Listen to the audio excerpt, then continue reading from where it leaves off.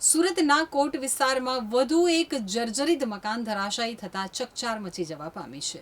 ચોમાસાના પ્રારંભ સાથે જ શહેરમાં જર્જરિત ઇમારતો ધરાશાયી થવાની ઘટના વચ્ચે વધુ એક વખત એક વ્યક્તિને ઈજા પહોંચી હતી, જ્યારે અન્ય 2 મહિલા સહિત 4 વ્યક્તિઓનું રેસ્ક્યુ હાથ ધરવામાં આવ્યું હતું.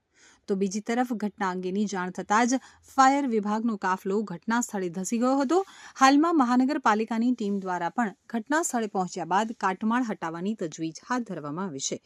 તો અલબત્ત છેલ્લા ઘણા વર્ષોથી જર્જરિત થઈ ચૂકેલી ઇમારત અંગે સેન્ટ્રલ ઝોન દ્વારા ત્રણ વખત નોટિસ પાઠવવામાં આવી હતી.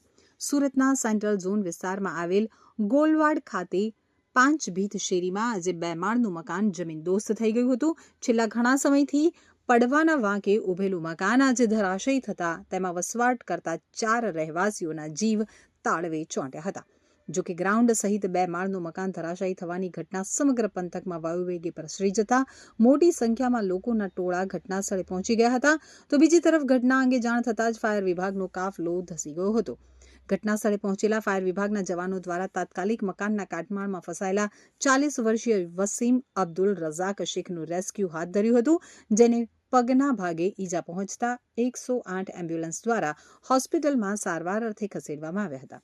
આ સિવાય મકાનમાં જ વસવાટ કરતી 2 મહિલાઓ ચેતનાબેન અજીતકુમાર ઝવેરી અને ચંદ્રાબેન વસંતલાલ ઝવેરી સહિત 3 સમય સૂચકતા વાપરી અને બહાર નીકળી જતા તેમનો આબાદ બચાવ થયો હતો. તો હોનારતમાં એક બાઇકને ભારે નુકસાન પહોંચ્યું હોવાનું જાણવા મળ્યું છે. આ ઘટનાને પગલે મહાનગરપાલિકાના સેન્ટ્રલ ઝોનની ટીમ પણ ઘટના સ્થળે ધસી ગઈ હતી. તો હાલના તબક્કે જમીનદોસ્ત થઈ ચૂકેલા મકાનના કાટમાળને હટાવવાની કામગીરી હાથ ધરવામાં આવી છે. સેન્ટ્રલ ઝોન દ્વારા જર્જરિત થઈ ચૂકેલા મકાનના માલિકને 3 વખત નોટિસ પાઠવવા છતાં પણ મકાન માલિક દ્વારા કોઈ કાર્યવાહી ન કરવામાં આવી હોવાનું જાણવા મળ્યું છે. સુરતની આવી અનેક મોતની બિલ્ડિંગ ઊભી છે, જેમાં લોકો પોતાના જીવના જોખમે જીવન ગુજારી રહ્યા છે.